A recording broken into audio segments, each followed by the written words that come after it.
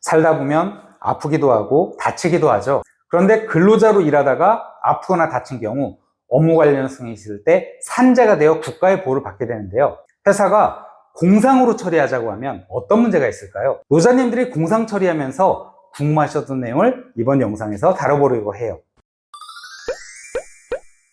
안녕하세요. 근로자의 자신감을 올려주는 노무 채널 근자감의 신정욱 노무사입니다.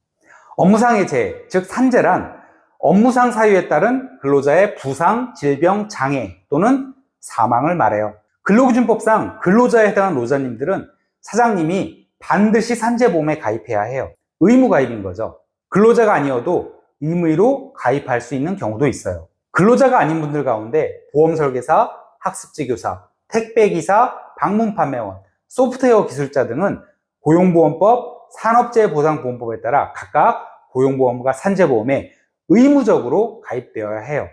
근로자는 산재보험료를 사장님이 전액 부담하고 건강보험료, 고용보험료, 국민연금보험료는 노자님과 사장님이 반반씩 부담해요. 그런데 보험설계사, 학습지교사, 택배기사 등은 산재보험의 경우도 반반씩 부담하는 점에서 달라요. 이렇게 산재보험에 가입된 노자님들은 업무와 관련되어 부상, 질병, 장애, 사망에 이른 경우 산재보험에 따라 요양급여, 즉 치료비 일부고요.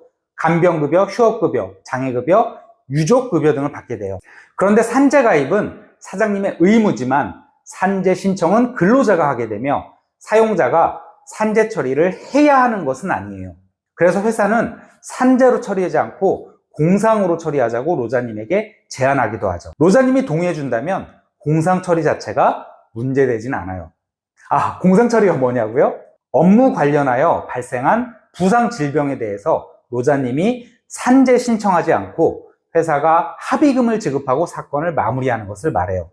사장님이 주의하실 점은 공상 처리를 하더라도 반드시 사고가 발생한 날로부터 30일 이내에 산업재해 조사표를 작성하여 고용노동부 관할지청에 제출해야 한다는 거예요.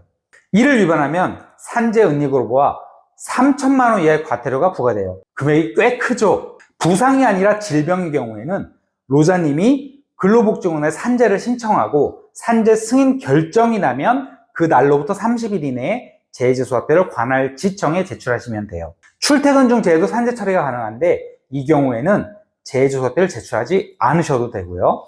노자님의 경우에는 공상처리에 합의를 하였다 하더라도 예상치 못한 후유증이 발생하거나 공상처리로 받은 합의금이 부족하여 치료나 간병 등 비용 부담이 증가하는 경우 회사와 추가적으로 협상을 하거나 아니면 뒤늦게라도 산재를 신청할 수 있어요. 사장님은 이 점을 유의하셔야 해요. 그래서 가능하면 특별한 사정이 없다면 업무 관련성 있는 부상, 질병 등은 산재로 처리하시는 게 좋은 거죠. 물론 가장 좋은 것은 산재를 예방하고 산재가 발생하지 않는 것이죠. 이건 무르나 마나 당연한 거고요. 불행하게 산재가 발생했을 때를 말씀드리는 거예요. 공상 처리를 할 수도 있지만 가능하면 산재로 처리하시는 것이 회사와 노자님 사이에 불편한 관계가 발생하지 않을 거라는 얘기예요.